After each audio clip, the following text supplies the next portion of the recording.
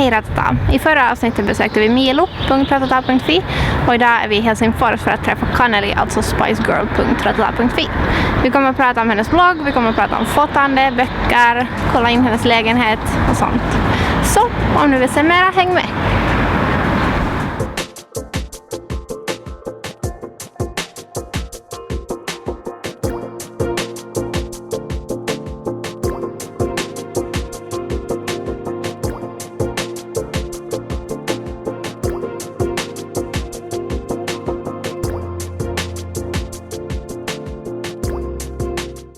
Hej på dig Kanneli! Hej!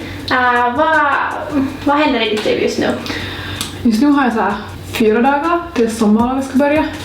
Så jag skriver uppsatser och slutar säga sen nästa veckas onsdag har jag förhoppningsvis sommarlov. Vad är det du studerar? Litteratur. Nordisk litteratur på Helsingfors universitet. Okay.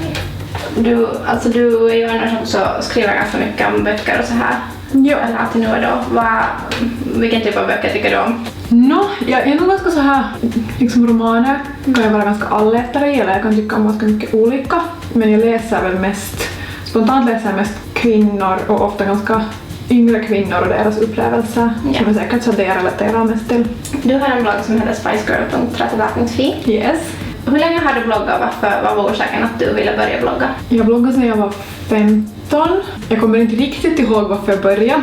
Jag tror att jag ville ha ett ställe att lägga upp bilder på. Eller liksom på något sätt sporra mig själv till att ta mera bilder och dokumentera. Men annat än så kommer jag nog inte riktigt ihåg. Jag tror också att bloggar var lite annorlunda. Det liksom hade funnits en tid. Men så här bloggosfären såg nog ganska annorlunda ut ändå. Så det var väldigt mycket så här. Om man tittar på de första inläggen är det ganska så här internskämt. Och jag ibland så här, vänta nu, vad var det här för grej? Så det var nog kanske mer lite som en så här, typ offentlig dagbok på så det var liksom inte lika kurerat eller så här redigerat som bloggande för tiden kan vara. Exakt. Saknar du det där hur bloggande såg ut förut till skillnad från idag? Nej. Jag gör kanske en ganska stor skillnad mellan liksom bloggaren och bloggen. Ja. Och så liksom, har börjat kanske ta bloggar, speciellt liksom proffsbloggar, så tar det lite mer som kanske just en tidning jag får hem, eller det är liksom mer att jag är mer kanske en kund nästan som på något sätt konsumerar den där liksom bloggen och dess innehåll snarare att jag skulle få en inblick i en människas liksom privatliv. Och jag tycker egentligen att jag tror liksom att den skillnaden är nyttigare att ha, eller nyttig att ha. Det är jättebra så att man inte just går omkring och tänker att de säkert är perfekta och exakt. Utan man förstår. Och på något sätt förstå att det liksom allting kommer till bloggen genom en slags filter. Jag tror att det är helt hälsosamt att tänka så. Bilderna och hela känslan i din blogg är jätteskön på något sätt, en så här bra stämning och man blir på gott humör, man skulle vilja leva mer så som du verkar leva. Hur ser en helt så här typisk dag ut för dig?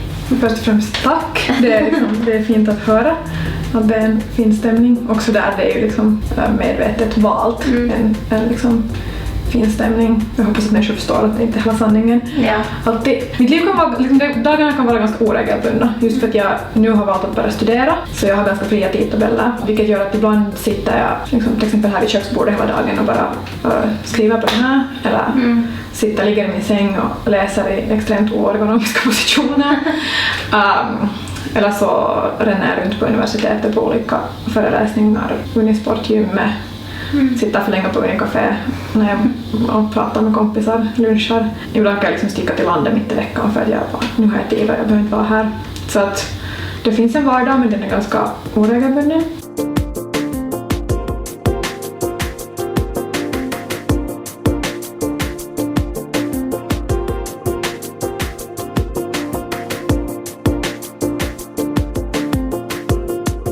Du lägger också ganska mycket bilder på olika fester. Ni har till exempel här Vårt partykök. Vad är det där? Vem ska du säga att du är på festen? Vilken person är du? Jag är den där väldigt skrikiga, ibland väldigt störiga personen som pratar mycket och fort och högt. Jag hoppas att människor tycker jag är rolig. En ganska så här all over the place person. Jag kan liksom få så här jätte, vad ska jag kalla det? Som går på så här nästan över varför jag har så roligt. Det låter också helt hälsosamt. Ja. Livet av livet. Ja. det här är också en sak jag gör på fester, att vi liksom hamnar i ett hörn och har en väldigt intensiv egen diskussion och liksom spiller jättemycket typ skumpa. Jag skriver också att vi spiller skumpa, det är liksom inte, det gör vi. Det är bokstavligen. Det är väldigt bokstavligt. Vad är din favoritgrej att blogga om? Jag tycker både när jag själv går tillbaka till arkivet och läser och när jag väl liksom gör ett sånt inlägg så tycker jag mycket om så här större sammanfattningsinlägg där man olika sorters liksom så här större sammanfattningar, även om liksom, oavsett om det är lista eller bara liksom bilder från en viss tid eller typ vad jag har gjort typ i maj flera år tillbaka. Det tycker jag är ganska roligt att göra, men det tar mycket tid. Men det som tar mest tid är oftast att redigera bilder och sen just om man gör så större listor eller sånt så då att skriva texten. Dina bilder har en viss, jag tycker de har en ganska så här samma färgton ofta. Har du någon så här bra redigeringstips som du kan ge? Gud, lite som det som vi redan pratade om innan vi började filma, så jag är 100% självlärd i sånt. Så jag ska liksom så lite nöja med att ge något tips, för jag vet inte vad de här sakerna heter. Men jag brukar nog oftast alltså ändra liksom vitbalansen ibland och sen bara liksom ändra lite i så här ljus. Tonerna ofta lägga till mera ljus, men också i vissa fall ta ner det. Och sen i iPhone kan man också bara så här justera liksom blått, gult eller rött, grönt, så liksom drar det ofta mera till det blåa än det gula. Vilka är dina bästa lifehacks som du kan tipsa om? Alltså jag gillar ju konceptet lifehacks, men nu vet jag inte liksom hur många de egentligen sportar med själv. En här som har hjälpt mig jättemycket, det finns på iPhone, så jag vet inte om det finns på andra smartphones, men man kan liksom sätta det är på så här batterisparingsläge, vilket gör att telefonen funkar helt som normalt, men den liksom sparar batteri. Och sen också att sätta på airplane mode eller så här sleep mode över natten, så att man inte växlar en massa sms. Jag vet inte om det räknas som lifehack, men det liksom ökar min typ livskvalitet. Jag brukar alltså frysa ner frukt och äta det lite som så här godis sen. Och speciellt sådär jättemogen banan. Det är inte lika gott om den inte är helt liksom nästan brun. Okay. Men det smakar typ så här bananglass. Vad är det bästa med Ratata som bloggportal? Jag tycker att det är ganska litet och att det finns en sån där liten community-känsla där. Jag vet inte hur aktivt jag egentligen läser Ratata-bloggar, eller alltså jag läser nog många, men jag följer dem kanske inte typ via bloggar, men bara följer en massa andra bloggar, utan brukar mer så typ kolla på första sidan och sånt. Där kan jag uppskatta liksom att det är finlandssvenskt och tvåspråkigt.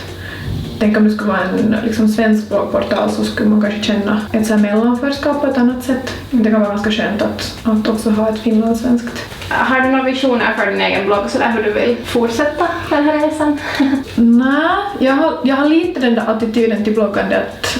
Eller jag tänker att det här är annat om man typ lever på sin blogg, men det gör jag ju liksom definitivt inte på något sätt. Att min blogg är på något sätt i första hand till för mig. Eller att den måste liksom gå på mina villkor och att jag måste tycka att det är roligt.